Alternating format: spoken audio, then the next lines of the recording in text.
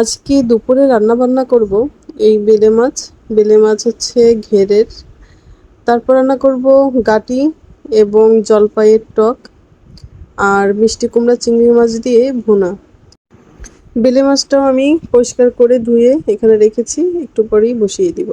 আসসালামু আলাইকুম, আশা করছি সবাই খুব ভালো আছেন। আসফিয়া কুকিং অ্যান্ড ব্লগ ভিডিওতে আপনাদের সবাইকে স্বাগতম।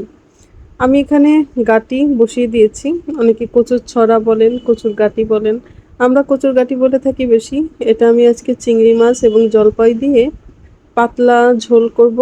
ঝোলটা হবে টক টক। এভাবে খেতে কিন্তু ভীষণ ভালো লাগে। কচুর গাটির ছড়া, কচুর গাটি দিয়ে আবার ডালও করা যায়। এগুলো কিন্তু খুব ভালো খাবার গরমের দিনে।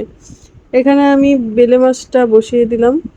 বেলে মাছটাকে আমি ভালোভাবে এখন কষিয়ে নিব। প্রথমে আমি মশলাটাকে কষিয়ে নিয়েছি, এবার পরিষ্কার করা মাছগুলো দিয়ে আমি বেশ ভালোভাবে কষিয়ে নিব।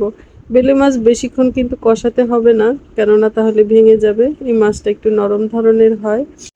শুনেছি বেলে মাছ নাকি অনেক জায়গাতেই পাওয়া যায় না, আমাদের বাগেরহাট অঞ্চলে এই মাছটা অনেক পাওয়া যায়।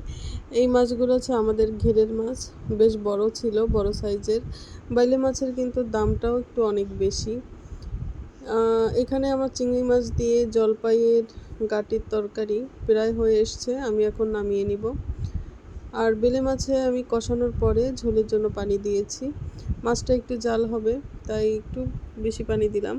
এবার ঢাকা দিয়ে আমি কিছুক্ষণ রান্না করে নিব। এই যে আমি কচুর ছড়াটা ঢেলে নিয়েছি, রান্না আমার হয়ে গেছে। এরকম পাতলা ঝোল হবে, আর ঝোলটার স্বাদ হচ্ছে টক টক, ভীষণ মজা। আর এখানে আমি মিষ্টি কুমড়ো চিংড়ি মাছ দিয়ে ভাজা ভাজা করব। আজকে আমি মিষ্টি কুমড়োগুলো তেলে ভাজিনি, এমনি শুকনো করে ভেজে নিব। এভাবে আর কি রান্না করে শুকায় নিব। আচ্ছা, আমার রান্নাবান্নাগুলো আপনাদের কাছে কেমন লাগছে অবশ্যই আমাকে কমেন্টের মাধ্যমে জানাতে পারেন। আপনাদের একটি মূল্যবান কমেন্ট আমার এই কষ্টের উৎসাহ বেড়ে যায়। যদি আমার ভিডিওর কোনো অংশ আপনাদের ভালো লেগে থাকে তাহলে অবশ্যই একটি শেয়ার দিতে পারেন। এই যে আমার বাইলে মাছ রান্না হয়ে গেছে, আর মিষ্টি কুমড়োটাও ভাজা হয়ে গেছে। এই মিষ্টি কুমড়োটা কিন্তু আমি এরকমই রাখবো, কোনো ঝোল থাকবে না। আমার ভিডিওটি দেখবার জন্য আপনাদেরকে অসংখ্য ধন্যবাদ।